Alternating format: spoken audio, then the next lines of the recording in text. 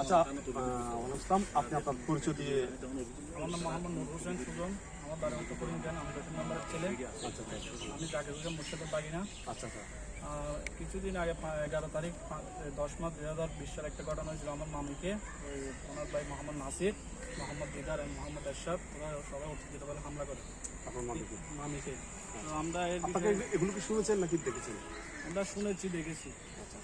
এরপর আমার মামা প্রবাসী ক্লাব ইনফর্ম করার পরে আমরা আজকে প্রবাসী ক্লাব এর যে টিভিতে আছে সেটা নিয়ে আমরা আসছি মামার এখানে নিয়ে যাওয়ার পরে এখন আপনাদের সামনে আমার মামা দিদার, আপনারা ভিডিও দেখছেন অবশ্যই, আমাকে চুরি মারিগুলো বলছে আর আমার সাতটা চুরি দিচ্ছে একসাথ, আমাকে মেরে ফেলা হুমকি দিচ্ছে। আর আমরা পথে ঘাটে হেঁটে গেলে আমাদেরকে মারা ফেলা হুমকি দিচ্ছে।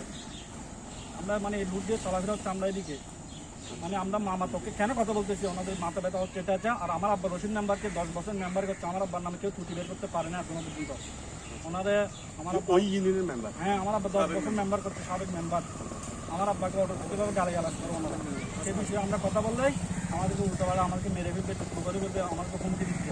আচ্ছা, আপনি বলেন যে আপনার বাবাকে ধরার জন্য ভগ্নিপতি হয়তো, হ্যাঁ করতে পারে, কিন্তু মুস্কারের দৃষ্টিতে হয়তো হতে পারে না। আমার সামনে রাস্তাঘাটে সবার সামনে যদি কেউ গালি দিচ্ছে ওই ধরনের আমার আব্বা লাস্টের মধ্যে একটা হাঁটতে গেছে, আমার আব্বা থেকে ডায়াবেটিস, সকালে ব্যায়াম করতে যায়, হাঁট আসলে আমাদের সিন্দিরের নাসির যাওয়ার সময় আমার আব্বাকে সবার সামনে ওর ভিতরে গালি গালাজ দিদার নাসির এগুলো মানে এলাকায় এই যে বলেন দিদার নাসির বলেন, এগুলো তো সব আপনাদেরই মামা। হ্যাঁ, আপনারা কি এই যে ফ্যামিলিগতভাবে বসার কোনো সুযোগ হয়নি, কিংবা আপনারা কি চেষ্টা করা হয়নি আপনাদের? আমরা তো চেষ্টা করছি ভালো সবাই ভালো থাকার জন্য। আমরা এখনো ঝগড়া হওয়ার পরও মামাদেরকে সালাম দিচ্ছি, মামা তোমরা ভালো হয়ে যায়, এগুলো ঠিক করে ফেলেন। তবুও মানে আমাদেরকে ভালো কথা বললে ওরা আমাদের উপর ঢেকে যায়।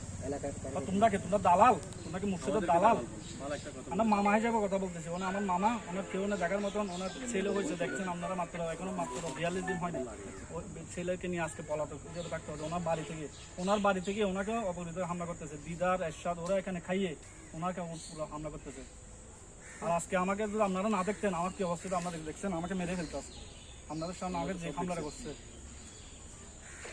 আচ্ছা, আপনি তো অনেক আমিও প্রবাসী একজন, হ্যাঁ আমি প্রবাস থেকে আসছি 25 তারিখ লকডাউন পর। আমি দেশের বাইরে এখানে আসছি, আসার পরে কারণ প্রবাসী যারা থাকে তারা জানে প্রবাসী কষ্টটা কিরকম। আমাদের চোখের ঘুম নেই ফ্যামিলির জন্য। ওই আজকে উনি 6 বছর বিদেশ গেছে, এখনো আসতে পারেন ফ্যামিলিকে দেখার জন্য। আজকে আমার নানি সাথে দাদা উনকে উমরা করে ফ্যামিলিকে নিয়ে উমরা করার 1 মাস আছে, সেই নানি আজকে মামার বিরুদ্ধে কথা বলতেছে। ওর ছেলেরা যেরকম শিখা দিচ্ছে নানিও সেরকম বলতেছে। আমরা একটা সুস্থ বিচার চাই। মামা একটা প্রবাস আছে, ওনার দেখার কেউ নেই, কারণ উনি ফ্যামিলির কারণে আজকে এখানে প্রবাসী করা আছে। ওনার এখানে যে সম্পত্তি নেই, উনি বেঁচে বেঁচে খাবে, কিছু একটা করে খাবে, সেই কারণে আজকে উনি প্রবাসী 6-7 বছর পরে আছে। উনি বিগত 20 বছর ধরে বিদেশ করতেছে। ধন্যবাদ আপনাকে।